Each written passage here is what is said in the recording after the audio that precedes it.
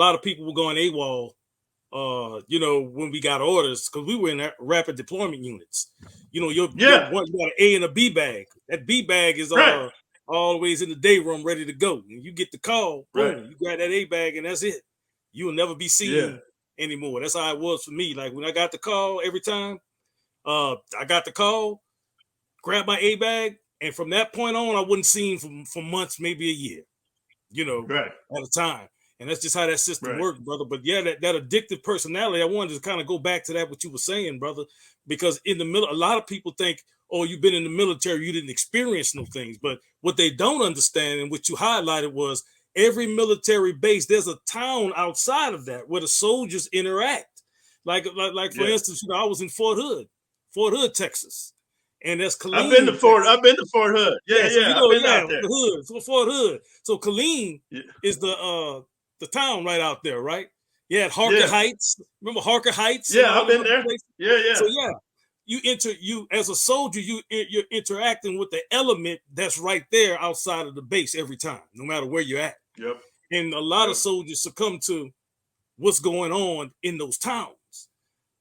From drug dealing, drug usage. So this isn't nothing that, to say, okay, I'm ashamed of. These things happen for real, man. I mean, you got to understand the influence. Some of these people are put in an environment that they never seen before. Some of them, and then some of them are put in an environment that they're more comfortable with. Like coming from the hood, you're gonna be more attracted to the ones that's hoodish, kind of. You might make little alliances and friendships that way.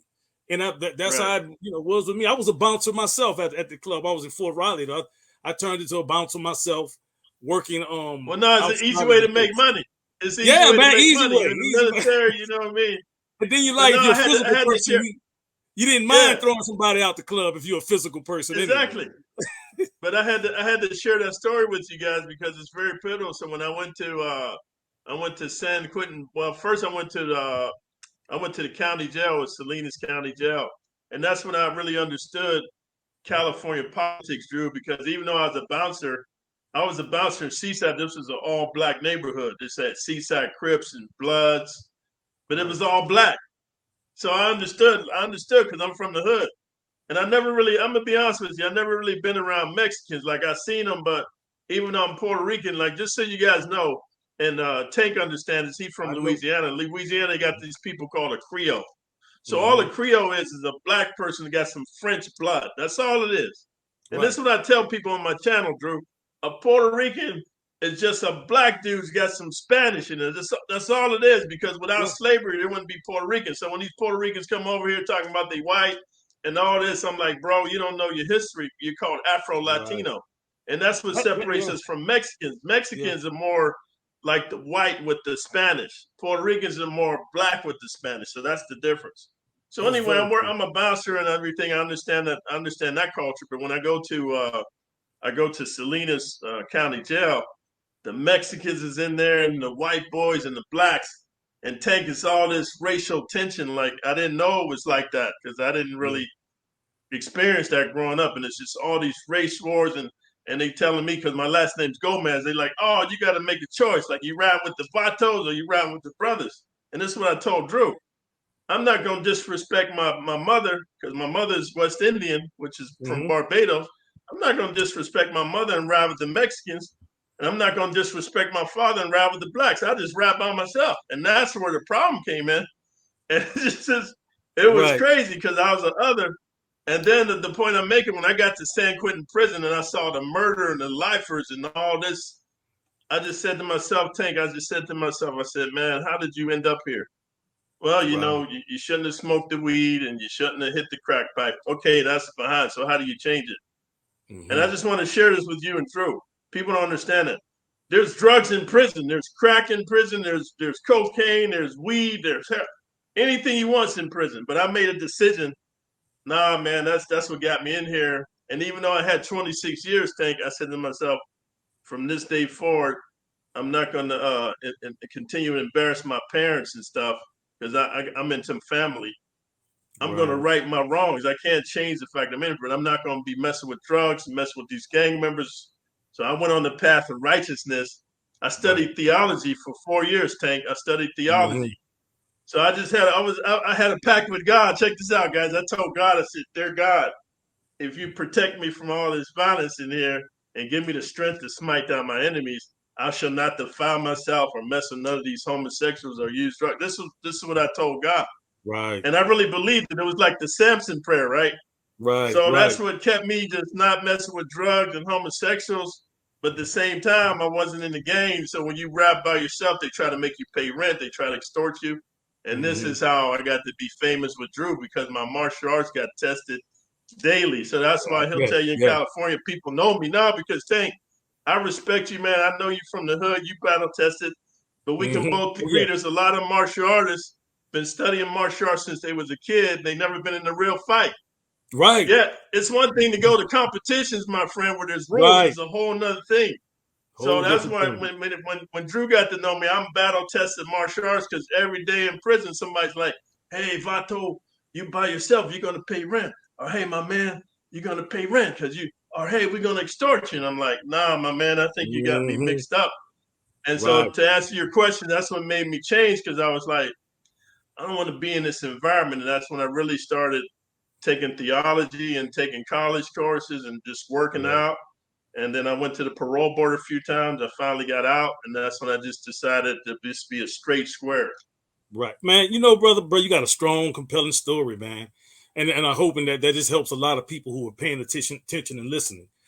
Because there's always two sides to people sometimes, or two kinds of stories you hear. You hear the story of rehabilitation, or you hear the story of what I call pure ignorance, like glamorizing that lifestyle, like they miss it. And unfortunately, some of the young brothers, in particular the young brothers today, they don't mind going back to jail because of some of the homosexual alliances they've made in jail. And this is big in particular places like Baton Rouge, Louisiana, and things like that, to where, and I want to talk a little bit about this real quick and ask you about it, brother, because they've made that homosexual lifestyle that goes on in the prison, which is kind of like they're not doing anything to stop it, of course. But they've made this homosexual lifestyle popular, and they're bringing some of it back into the streets as though it's a good thing, Oh, that's your little frog. That's your frog. That's not a frog. Yeah, that's my girlfriend yelling. Yeah, this is Tank and this is Drew. How you doing? I know. Yeah, they interviewing me, honey. Interview? Yeah. Okay. Oh yeah, well, it's all right. You deserve that one, OG. Yeah. But like I said, they're bringing it back into the streets as though it's an okay thing to do in the system, right? Or a badge of honor. Yeah, how do you feel? I mean, well, we understand where gay rights is and everything like that, and we're not attacking it, but we're just talking about the truth about it in prison. And like you said, you made a decree to God to stay away from all that. And I heard a guy, what's that guy named, Drew? Fleece Johnson. Fleece Johnson, yeah. And Drew sent me some information about him, right? And I was looking at it. It was hard for me to look at, though. But I looked at it. No, I understand. Objectively, I was trying to be objective and listen from that point of view, to where he's actually glamorizing what he has done to men in the prison system, right? Right. And he's garnering a lot of attention, right? So let me ask you this, brother, because one thing he said that stuck out with me, I have many friends of mine who've done 20 years, 27 years, and years in the prison system, right? And they say the same thing about how they stay away from it. I guess a choice to deal with that or not. And this is one thing I wanted to ask you. Do you believe, because one thing that guy Fleece said in his in the interview I was watching that Drew sent me, was that all inmates do it. He tried to he said they'll act like they don't, but all of them do it. And I don't believe that to be a fact at all. Okay, let me get your interpretation of that. What you think? All right, bro? So I respect you, I respect Drew, but I'm gonna just tell you the realities of prison, man. Right. And this is the God's honest truth. And that's just so you know, Drew, I've been to 5 different prisons. I started out at maximum security, went down to medium, and then I went down to minimum, just because of my reputation in my martial arts. And this is what I want to share with you. The reason I had a pact with God is because some of those guys in there look like women. No, they let transgenders in prison. They got guys with surgery there. It's crazy. And here's another thing: when you were incarcerated for that amount of time, I had a religious background. I had a religious relationship with God. I didn't want to defile myself. But I'm gonna tell you guys like this, and this is just my experience. I'm telling you what I saw. 5 different prisons. 99% of the guys involve themselves in the homosexual activity. Here's what they say, Tank, before you say anything, because you're coming from being married, Jews married, you've never been incarcerated. So just imagine you just locked up in the bathroom 6 by 6. You got another grown man in there with you. They only open the door when they let you when time to go to chow or work out, whatever. You locked in there 24. And so say you got 10, 15, 20 years, right? Right. This is what a lot of guys say. Oh, well, I don't have any women and I don't have my wife. And this guy looks like a girl and he wants to act like a girl. And it's called gay for the stay. I was just talking to Drew yesterday. It's called gay for the stay. Mm-hmm. No, check it out, Tank. And I want you to wrap your head because me and you, I love Drew, but me and you, man, we like symbiotic twins, brother. Like, right. Yeah. We're from the same environment. They call it gay for stay. And then when they come out, they're not gay.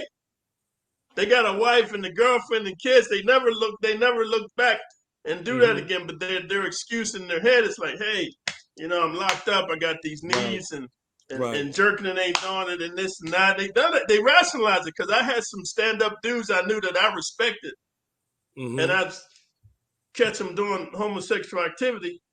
I'm like, wow, man, I don't understand. Right. Oh, gee, you don't understand. I'm in here for 15, 20 years. I'm like, well, I got 26 years.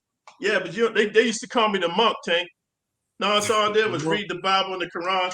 No, I was really into it. Right, I feel you. And so, I had this bond with God that kept me like really straight.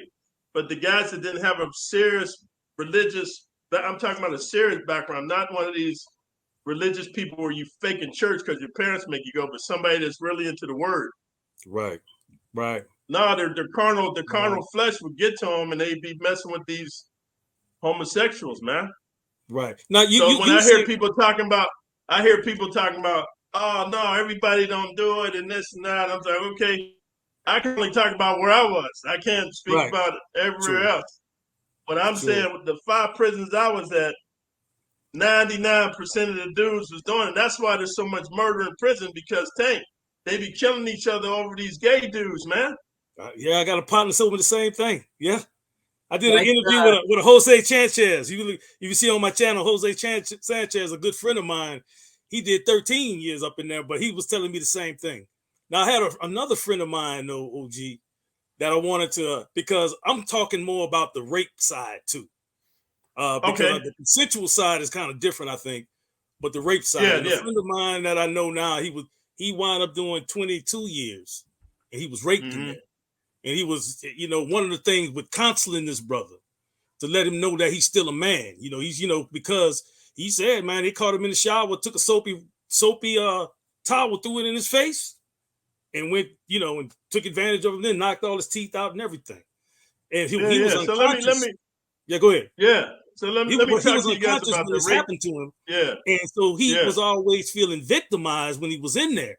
Now he got today he's out in jail. I mean, he's out of jail in society. And this is a brother that we try to use in the community building aspect for brothers who come from out of the prison system who may have been raped. And a lot of them may not want to say nothing about it. But he was saying how it messed with him because he always was on guard. Because after they had done that to him, people was trying him because he wasn't a masculine. He wasn't that big of a person or nothing like that. He wasn't them kind. He was more of a gentle type person. He wasn't gay or nothing. But that happened to him, and his entire life was changed. And when I heard the guy, was it Fleece? I think it was Fleece Johnson. Yeah. When you take that from someone, that's to me. I understood exactly where you coming from from a psychological perspective. You got these guys around looking just like women. That's like today in the streets. You don't even know half these people you meet that they men or women. You don't know. Yeah. So there's been stories of friends I've had that they was dating what they thought was a woman, got down to get down with them, found out it was a man, wound up killing that person.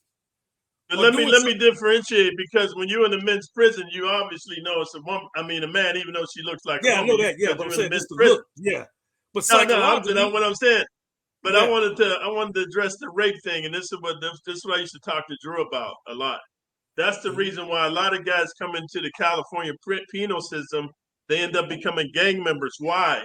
Because the gang say, "Hey, Holmes, we'll protect you," or "Hey, my man, you can't ride by yourself in here," and they pull you in to protect you. Why? Because they got guys like Fleece Johnson and Chocolate Thunder and Purple Passion running around. If you're a loner in prison, I'm just being honest with you guys. If you don't have a particular set of skills and you're just a savage, you can't make it.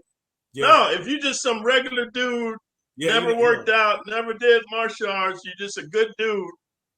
Prison ain't like they tell you out here, man. They got predators. They be like, "Hey, who you affiliate with?" "Hey, man, I'm just here by myself." "Oh, really? You got anybody looking out for you?" "No, man, I'm just a cool guy." "Okay. Right. Hey, well, why don't you come in the cell?" "Hey, for what?" "Because I want to show you some things." "I don't really want to do that." "Well, you come in anyway, because you ain't got no protection." But if you join a gang, whether you want to call it riding with the brothers or riding with the Mexicans or riding with it's all the gang. Right. And that's where the protection comes in. But here's one thing I want to share with you, Tank. Even within the gangs, if you're not a gang member from the street, like say you a square dude, like you're a carpenter or an accountant, and you end up in trouble, you end up in prison, you never wasn't originally a gang member. And when you join the gang, there's a cost. But here's the whole thing. And this is what they tell you. "Oh, it's better to have us go up in your homes than just all the other people in the prison." So my thought was like, you know what? I just ride by myself, my friend, because I really like breaking people off. So it's okay with me, man. Right. You're just helping me get better. So that's the whole thing about the rape and the homosexuality. People come out here, they want to lie because they want to save face. I was telling Drew, Fleece Johnson just getting paid, but the real thing is homosexuality is rampant in there, and the rape. If you're not part of a gang, you're getting raped. It's just how it is. People don't want to talk about it. Yeah. And even within the gangs, there's a cost. There's a cost to join the gang. Right. So if you got money, maybe you can avoid it, Tank. You could be like, "Hey, you know what? I'm just going to have my people, like my wife, send me money, or my mom or my brothers, and I'll pay you." It's extortion money. But either way, there's a cost associated with joining the gang. Brother, I really appreciate that transparency, because like I said, I'm from the hood. A lot of my brothers that I grew up with, that did get out, they would never tell me that they were doing that. So you know what I'm saying? They never would tell, but it wouldn't be that I would look at them any different.